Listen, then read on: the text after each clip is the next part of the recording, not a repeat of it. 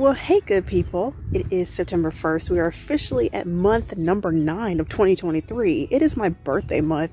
Can't believe we are here and we have made it this far. The countdown is on. We have 12 more days until my birthday, and I am so excited. And yeah, obviously, y'all know how I feel about, turning 17. I have mixed emotions, because the Tuesday talk and Thursday thoughts almost got the names mixed up there, but all of those episodes are in the description box below for y'all. In last weekend recap, y'all saw the first home game of the season for us. It was incredible because we came out with an incredible win of 49-0. I mean, we completely wiped them out last week, and we are ready to do it again with another team tonight. We are wearing all white tonight, as you guys can see, so I'm excited. Looking forward to bringing home another win. Oh, and speaking of last weekend recap, the Maid of Honor edition of Weekend Recap was one for the books, okay? I have to admit that it was probably one of the hardest weekend recaps to put together, but it honestly turned out amazing, and I hope you guys enjoyed it. And if you have not seen it, please be sure to go check it out. You can go check it out in the Weekend Recap playlist, or you can click the link in the description box below.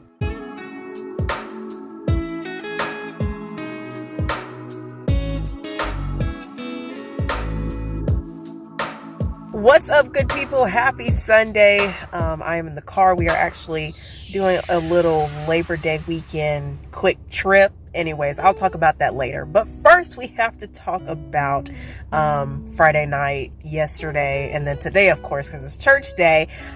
So let's talk first about Friday. I did not film anything from the game. It was raining, and everybody was in raincoats. Just the weather was nasty. Okay, it was terrible. We did not win the game. So I don't know what, crept into our football team's mind on Friday night, but they let our opponents absolutely just wipe them out. And I need answers. We all need answers. But yeah, I don't know what Friday night was. I don't know what happened, because, baby, I know that is not our best work. And that was Friday night. And then yesterday was just a chill day. Football season is exhausting, y'all. It just, the home games wipe us out every single time, okay? It's just the cheering, the yelling, the standing, just the physicality of football season itself. And then another thing that does not help with football season is that on Friday night I was cheering, but I'm also getting over congestion, if you can't already tell in my voice. So basically what had happened was one of my friends got sick, then my best friend got sick, and then I got whatever they got. So, and I don't know who is going to next after me, and y'all out here calling this COVID part 2. But yeah, it started with my throat, and then it went to my head, and I had a headache for like at least 2 days. It just would not go away. And then it turned into congestion and coughing and sneezing and all that fun stuff. So, yeah. So yesterday, and today has been me just trying to get over the congestion part of this. So that was Saturday, yesterday. And then, of course, Sunday. Let's talk about church. I also hope Atlanta came through as always. For praise, Lawrence Flowers sung Better Than Good by Todd Galbert. That is one of my favorite praise songs. And Lawrence actually added something in there, and my God, it was churchy. Yeah, I will bless the Lord at all times, and his praises shall continually be in my mouth. No matter what I see or how I feel, as long as I'm breathing, oh yes, I'm breathing, I'll bless the Lord. As long as I'm breathing, oh yes, I'm breathing, I'll bless the Lord. Is that your testimony on? Come on, let's lift it up today. Yeah, I will magnify the Lord with me. Come on, church, let us exalt his name together. Let's lay down our crown and lift up his name. Yeah. Let's do it together. Let's do it together. Come on, don't magnify the Lord. Yeah. Let's do it together. Let's do it together. Say, you've been better than good. You've been better than good to me. Somebody shout it out loud. You've been better than good. You've been better than good to me. Somebody testify. You've been better than good. You've been better than good to me. You've been good. See, you've been better than good. You've been better than good to me. Somebody turn your praise loud. You've been better than good. You've been better than good to me. God's been real good. You've been better than good. You've been better than good to me. You've been better than good. You've been better than good to me. Yeah. Say good God Almighty. Good God Almighty. Say good God Almighty. Good God Almighty. Good God Almighty. Good God Almighty. Good God Almighty. Good God Almighty. When I look back over my life, good God Almighty, and I see how far you brought me, good God Almighty, I say good God Almighty. Good God Almighty. Good God Almighty. Good God Almighty. Good God Almighty. Good God Almighty. Good God Almighty. Good God Almighty. Said he picked me up. Good God Almighty. And then he turned me around. Good God Almighty. And he placed my feet on a rock to say, good God Almighty, I should be dead, good God Almighty, sleeping in my grave, good God Almighty, but good God Almighty, good God Almighty, good God Almighty, good God Almighty, thank you for victory, good God Almighty, thank you for power, good God Almighty, thank you for healing, good God Almighty, good God Almighty, good God Almighty, the great and mighty, good God Almighty, the sovereign ruler, good God Almighty, the Prince of Peace, good God Almighty, the everlasting Father, good God Almighty, reach down and save, good God Almighty, reach down and deliver, good God Almighty, good God Almighty, good God Almighty, good God Almighty, you've been a real, real good, good God Almighty, you've been a real, real good, good God Almighty, you've been a real, real good, good God Almighty. If I had 10,000 tongues, still wouldn't be enough. If I had 10,000 tongues, still. And of course, y'all know one thing we do at House of Hope Atlanta is we praise, okay? We had to come through with a praise break today.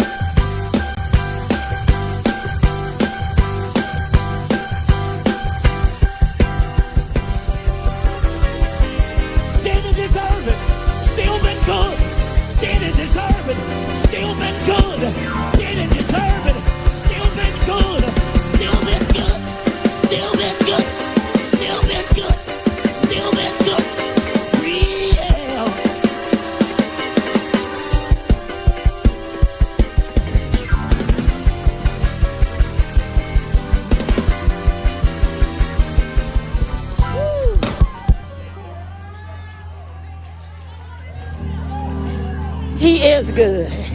So for the second half of praise and worship, the worship part of the service, Vashawn Mitchell was the guest worship leader, and he sung a couple of his songs like Nobody Greater and See the Goodness. It was so good. I searched all over.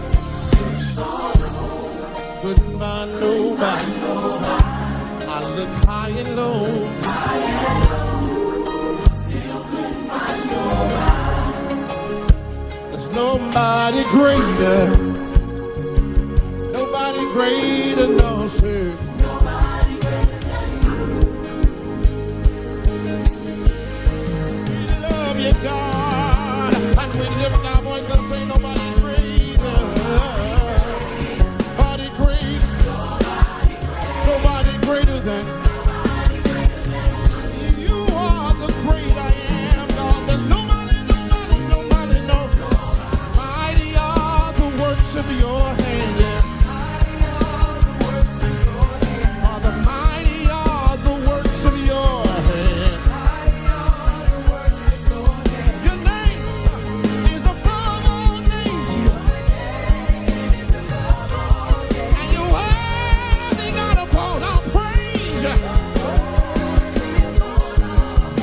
And mighty are the works of your hand.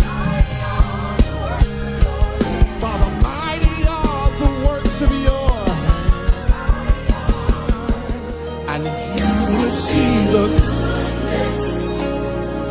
you will see it. Get ready to see it, yeah. My God, today you will. While you live.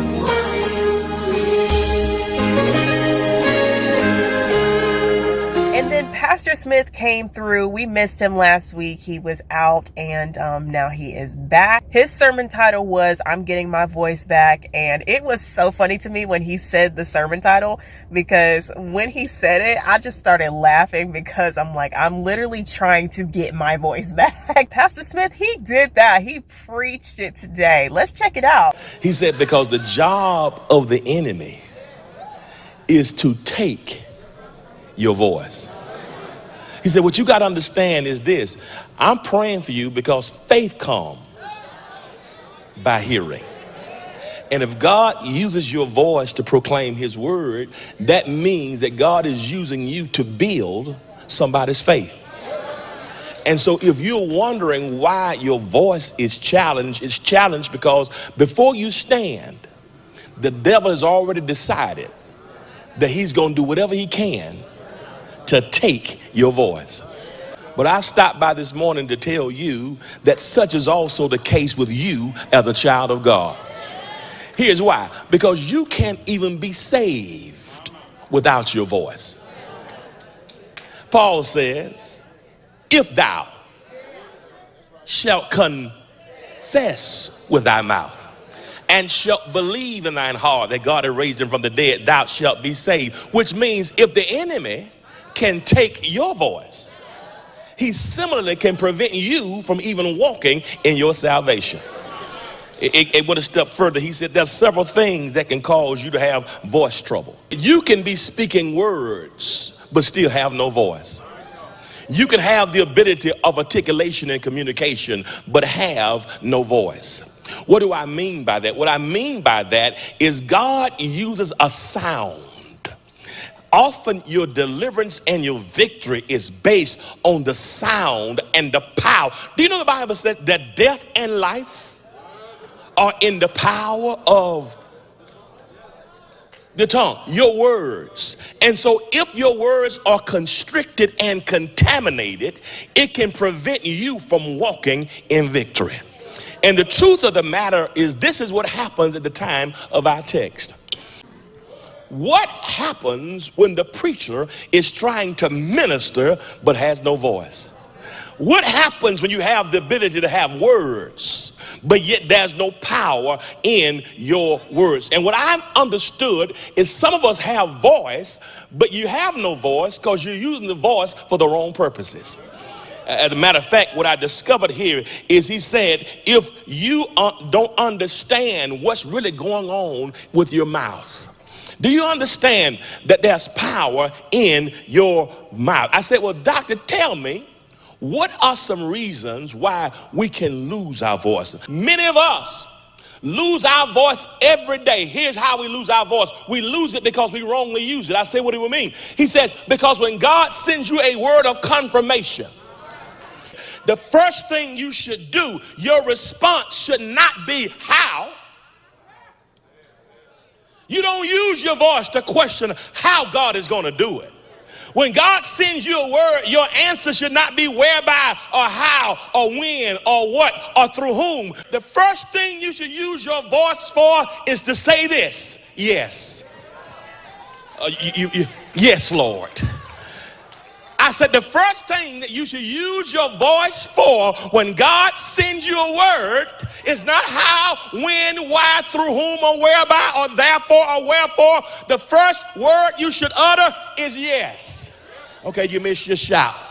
Vashawn Mitchell and the praise team were just ministering about you gonna see the goodness while you just live. And some of you have not appropriately responded to that yet because all you see is badness and sadness. But I wish I had somebody right now who used your voice to say, yes, Lord. Yes, Lord, some things are going to be good in my finances. Yes, Lord, some things are turning around in my academics. Yes, Lord, some things are going to happen in my business, on my job, in my health, within my family, within my relationship, within my psychology, within my mind. Can you open your mouth right there and say, yes, Lord? As a matter of fact, God, I don't need to know how. I don't need to know when. I don't need to know through whom. Any way you bless me, Lord, I'll be. Am I talking to somebody who can open your mouth and say, God won't say yes? He said, you lost your voice because you've only used your voice. That's 1A. You've lost your voice, 1B, because your words were not undergirded by victory. Your words weren't undergirded by victory. Here's what got me, family. Here's what really got me. Here's what really got me. The first thing the angel says to Zacharias, he says, Zacharias, fear not. He says, I don't want you to fear. Here's why. Because your prayer has been heard. I have come in response to your prayers. I am part of the answer to what you've been praying. I've come to give you instruction and revelation and insight about what you've been praying for. And yet, when I show up, your response is to tell me how old you are. As if God doesn't know what your deficiencies are. How do you and I get the audacity and the unmitigated gall to tell God about our weaknesses, our idiosyncrasies, our mistakes, our past, our concerns? God, you can't use me because I'm a woman. That's real bright. You just told God what you are, like God didn't know.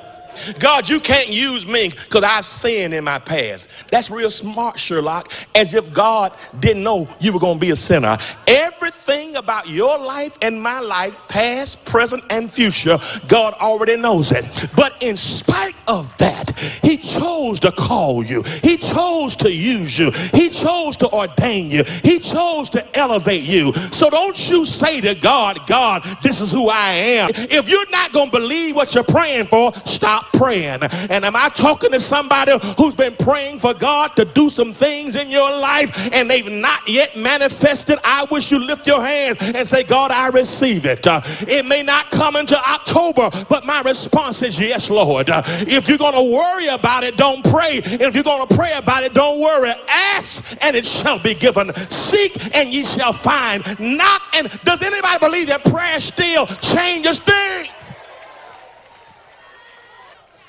Don't allow negativity. Don't allow what you've not yet seen manifest to make you think God can't do it. Here's what the old folk was saying. It ain't no secret what God can do. What he's done for others, he'll do the same thing for you. This is why you never have to be jealous when God blesses your neighbor. If God gives your neighbor a brand new BMW, don't hate, don't get jealous, don't get envious, don't get covetous. Just celebrate because it means he's in the neighborhood. And if God has blessed you, am I talking to somebody around this house who believes that if he did it before, he'll do it again? He's the God of miracles, signs, wonders. He'll still take 2 fish and 5 loaves and feed the multitude. He'll still speak peace to your storm. He'll still dry your tears. He can still raise the dead. If you believe you're going to use your voice, say, God, do it again.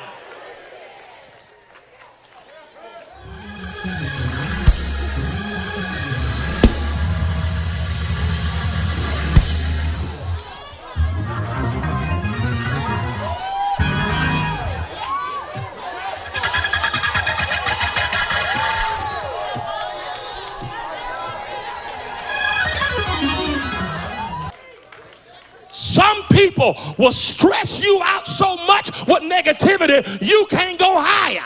Give God permission to silence and end whatever is not necessary for your next level. You know what's weird? How is it that people who haven't carried what you carry,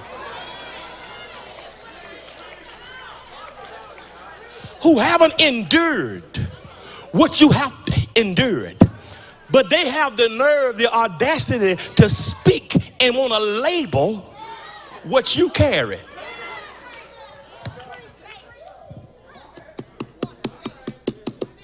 Why is it that some of our family members don't know their place? Now, I let you come in the house. I extended the living room and the den and the kitchen to you. You got a bathroom you can use up front, has a sink, some tissue. Why do you think you just can come in my house and take over and get into business that has nothing to do with you? You know what my ENT told me? He said sometimes toxic environments can mess your voice up. Being around smoke, being around a dry atmosphere, sometimes you need a humidifier. Some of you got too many dry folk.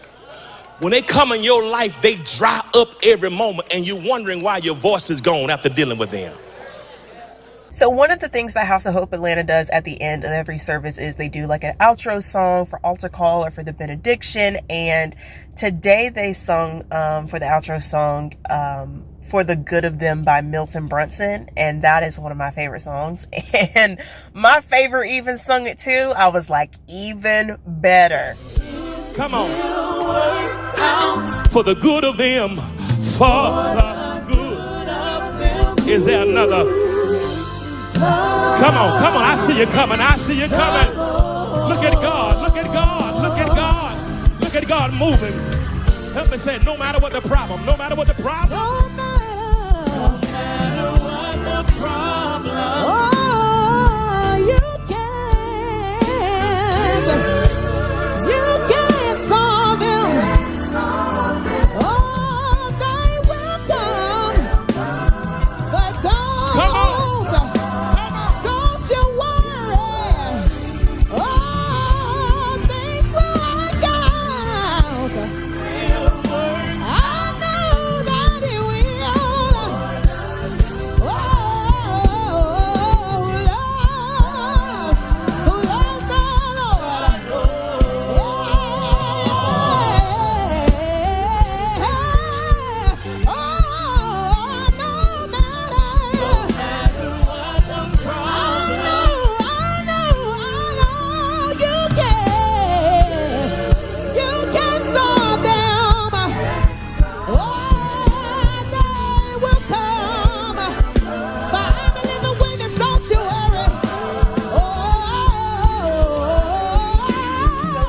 Church with House of Hope Atlanta today. And then as far as my church, it's First Sunday, so of course, you know, we wear black and all that stuff, and communion and all that. And yeah, I must say, as a church girl, First Sundays have always been the highlight of, you know, my childhood in church. Like, there's something about First Sundays that always does what no other Sunday can do.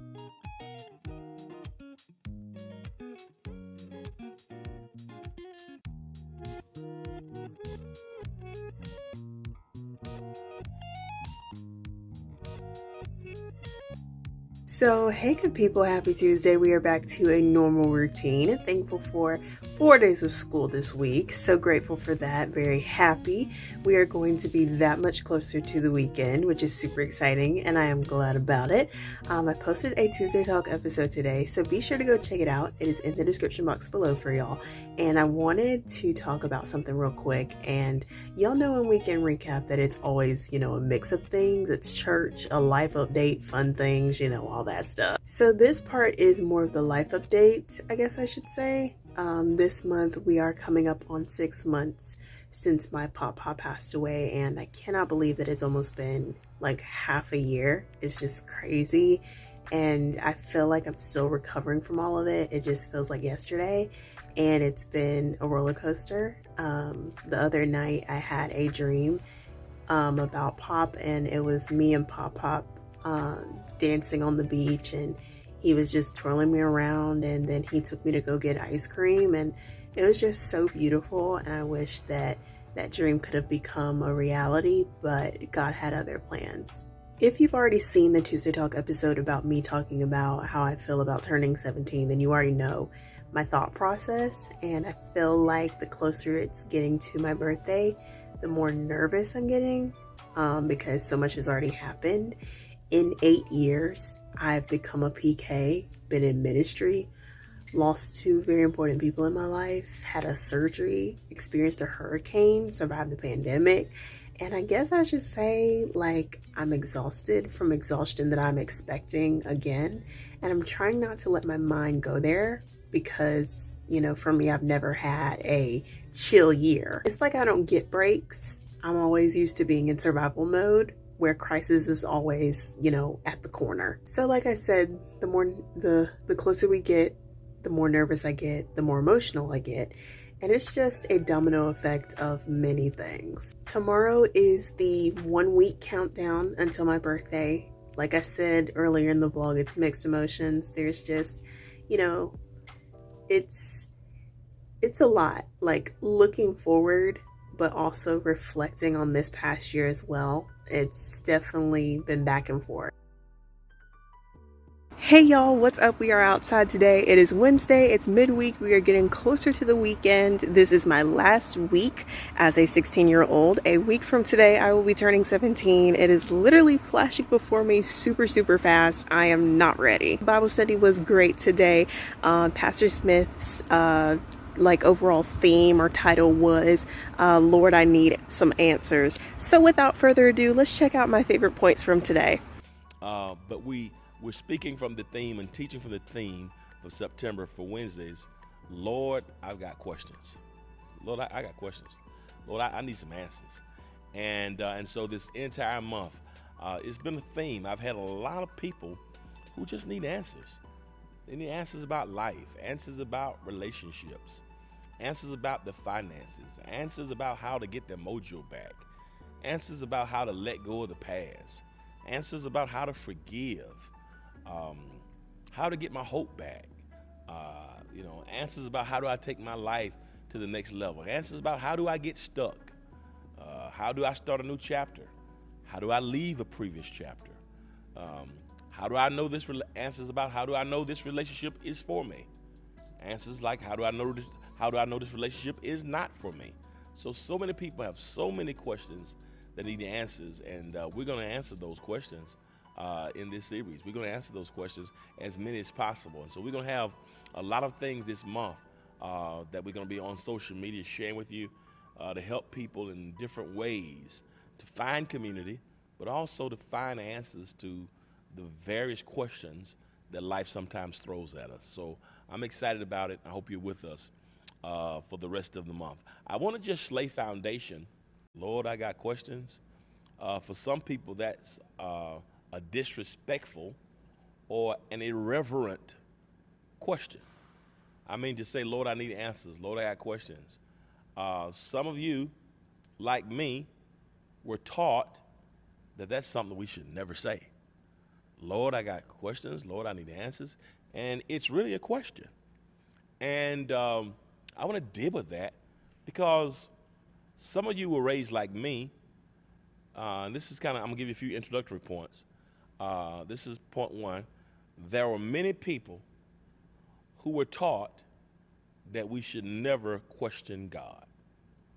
Number two, many of us were taught that we disrespect God by asking questions, that it's disrespectful, that it is irreverent.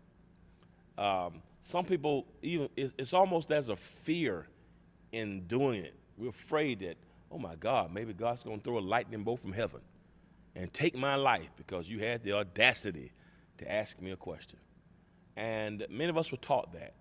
Number three, let me say about that being Here's the introductory point number 3. Being told to not question God was more sociological than theological.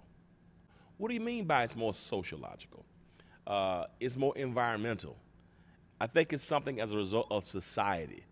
What am I saying? For instance, many of your parents, perhaps were like my parents, particularly you had old school parents. If my dad said, don't do something, the worst thing I can do is say, why? Or if I asked him, could I go somewhere? He said no. The worst thing I could do, or something I would never do, was say, why can't I go? Here's why. Because in that upbringing, particularly in the South, well, no, it's not just a Southern thing. If you can identify what I'm saying and you're watching through a chat, say, I know that's right, or I had the same kind of parent. Well, I had an old school parent. And you couldn't question anything.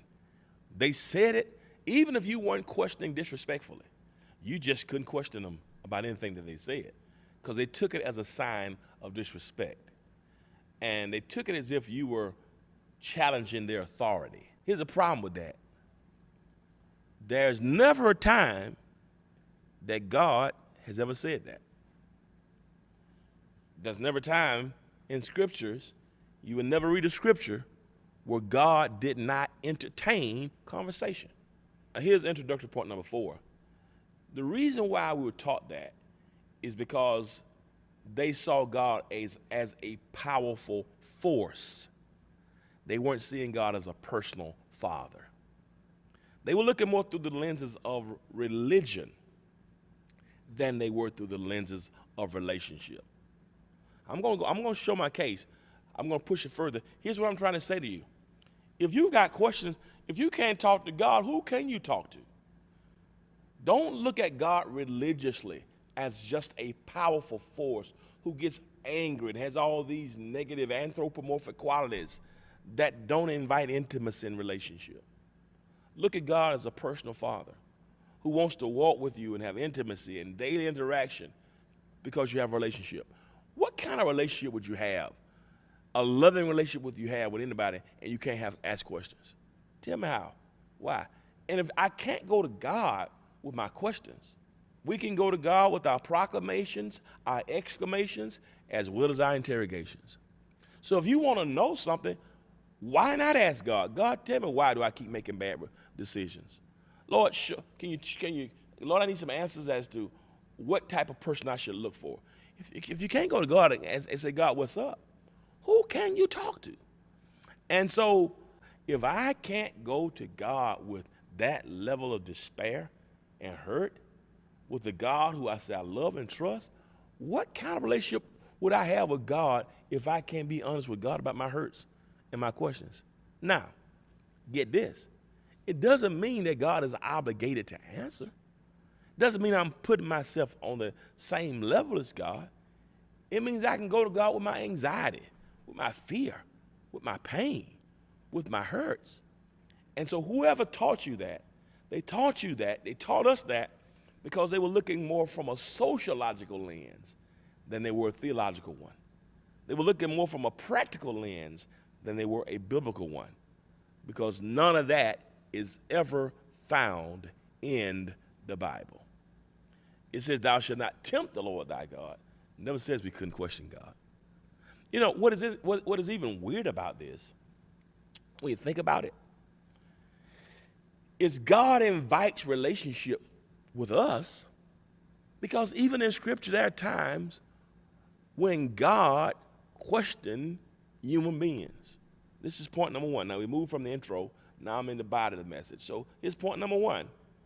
There are times when divinity questions humanity. God really establishes the nuances of the relationship. That's what God does. God really gives us the ground rules. God invites conversation. Back to my point again. Why am I doing this? Because I'm trying to show you, for those who feel I can't say, Lord, I need answers. Lord, I got questions. I'm trying to show you that how even the Lord and Bible, how divinity questions us. God wouldn't do that to us if God had a problem with us doing that to him. You understand? I guess that's a good word for somebody as an aside. As long as he's on board your ship, even when the storms begin to rage, you can have peace because you got to remember who's on board. But anyway, even Jesus in his humanity questioned God. Sometimes the only way you can maintain your sanity is by being honest with God about how you feel.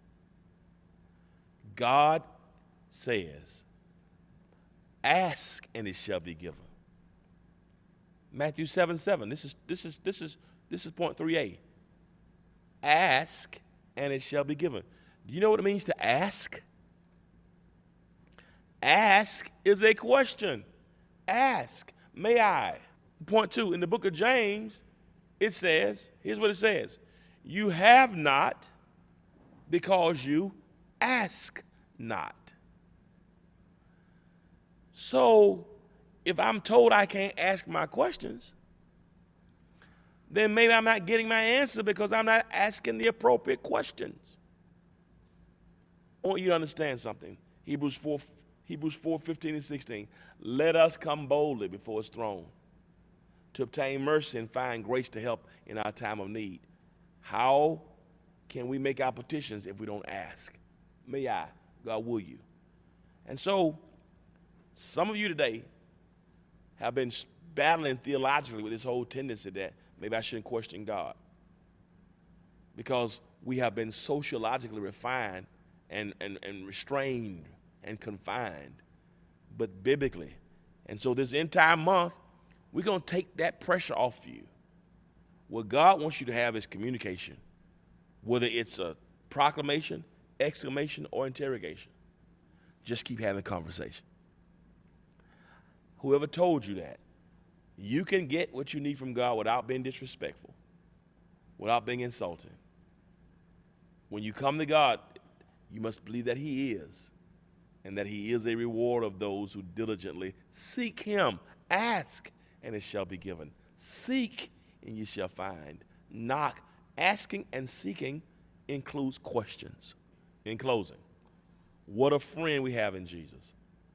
All our sins and griefs to bear. What a privilege it is to carry everything to God in prayer. Oh, what peace we often forfeit. Oh, what needless pains we bear. All because we do not carry everything to God in prayer. God can handle your questions. Whether it's a proclamation, exclamation, or interrogation, just remember to have conversation. He's big enough to handle your questions. He invites them. He invites them. Lord, I need answers. Lord, I have questions. Can you tell me why? God won't be mad at you. God will honor that conversation.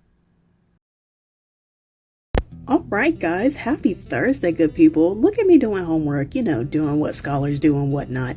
Anyways, I feel like this weekend recap was just kind of thrown together, which is absolutely terrible. And I know you guys know that too. I know y'all see it. I know y'all do. This week was different, but I have 3 more months of this year to do a first week of the month edition of Weekend Recap correctly. So don't worry. So yeah, this is basically my outro. Didn't have time to tell y'all like I wanted to because homework has had me tied up, but thank y'all so much for watching. So of course this vlog was obviously heavy-handed in church, but y'all know that's how we roll over here. Church is a huge part of my life, and I share some of my life with you guys, and therefore church will always be in Weekend Recap, period. I also hope that you guys enjoyed the snippets and highlights from Pastor Smith's Bible study lesson yesterday. Remember that you can always go to God with your questions, your concerns, everything. So good. Very, very excited about this sermon series. And lastly, make sure you stay tuned next week because it is really going down. I love y'all so much, and I will see y'all during my birthday week.